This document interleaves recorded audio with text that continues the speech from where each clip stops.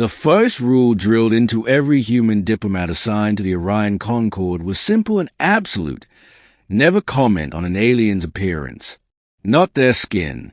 Not their posture. Not their eyes. Especially not their eyes. Ethan Cade knew the rule. He'd memorized it during the 6-month cultural integration course on Lunar Station. He'd passed the exams, survived the simulations, and earned his post aboard Concord Spire, the largest neutral diplomatic station ever constructed by 300 species working together. And yet, the moment still slipped out of him. "It's beautiful," Ethan said quietly. The chamber fell silent. Across the polished obsidian floor stood Ambassador Seralith of the Virex Dominion, a being of crystalline skin and softly shifting bioluminescence. Her form refracted the chamber's lights into slow waves of color, violet, gold, deep ocean blue. Her eyes, multifaceted and ancient, locked onto Ethan with sudden, terrifying focus. The translation implants processes words instantly. Beautiful. Every delegate in the chamber froze. Every drone halted midair. Even the station's ambient hum seemed to dim. Ethan realized, far too late, what he'd done. The weight of a single word. The Virex were not newcomers to the galaxy. They were one of the founding powers, a species whose rise predated humanity's first radio signal by millions of years. Their culture revolved around resonance, emotional, biological, and quantum. To them, words were not casual tools. They were commitments. Ethan's statement echoed through Seralith's neural lattice like a struck bell. "You perceive me as beautiful?" Seralith asked, her voice laden with harmonics that made the air vibrate. Ethan swallowed. "I meant no offense, Ambassador." It was an expression of respect. Whispers rippled through the chamber. The insectoid Carthary delegates clicked nervously. A Thalassan observer submerged deeper into its water-filled chute. Humans on the far side of the room went pale. Seralith stepped closer. With every movement, her light patterns intensified, spiraling in ancient geometries.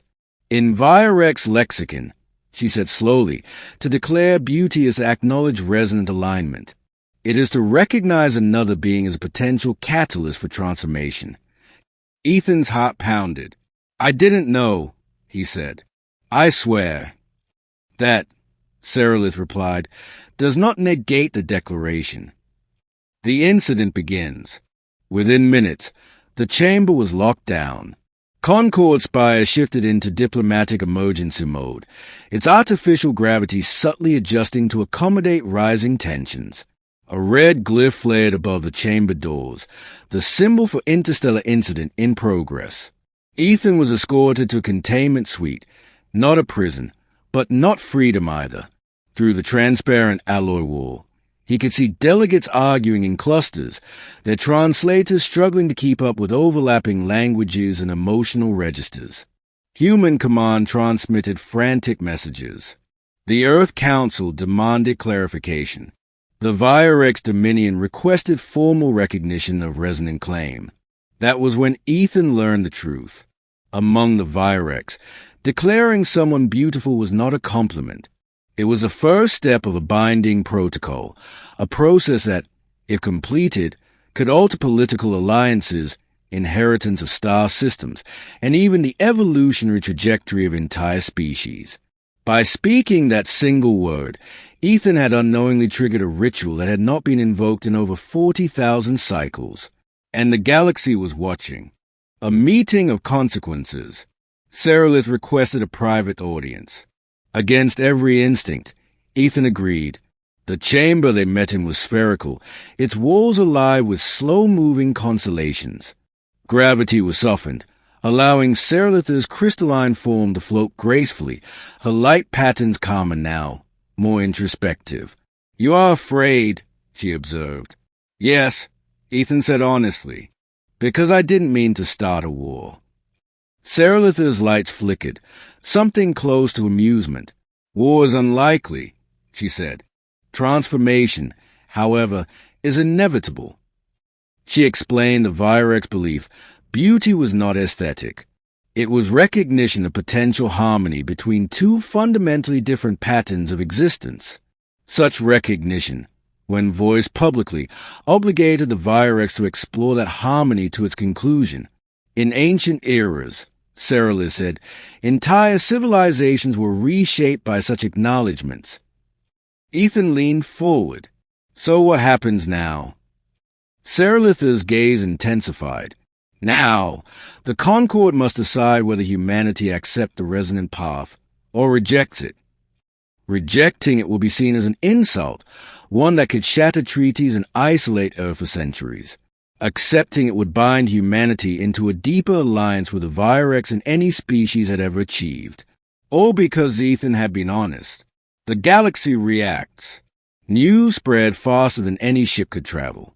Holo feeds across the Orion Arm replayed the moment from a dozen angles.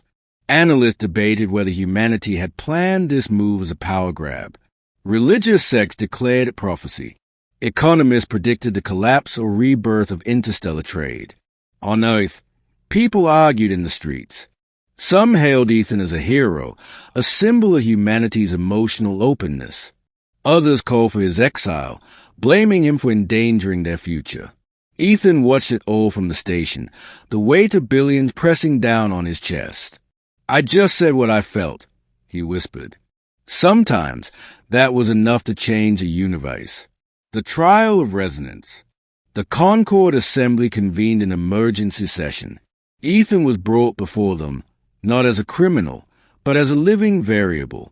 The trial of resonance was not a judgment of guilt.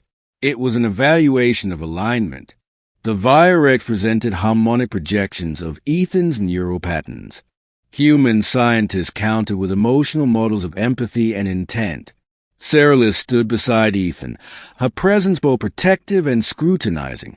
"Human Ethan Cade," she announced, her voice echoing across the chamber, spoke truth without calculation. That, in itself, is rare. The assembly debated for hours. Could a species so young, so impulsive, be trusted with resonance?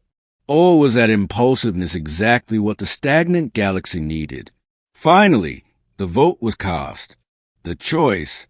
The Concord recognized the declaration, not as a binding dominance ritual, but as a beginning of a reciprocal resonance accord. Humanity would not be claimed, nor would the Virex retreat. Instead, a new category was formed, one that allowed emotional authenticity to exist alongside political caution. Ethan was cleared of wrongdoing, but his role was not finished. Seralith approached him after the session, her light softer than ever. "You altered the trajectory," she said, "not by power, by perception." Ethan managed a small smile. "So, no interstellar war." "No," she replied. "An interstellar awakening. A different kind of beauty." Weeks later, Ethan stood at the observation deck, watching stars drip by like embers in a cosmic fire. Seralith joined him.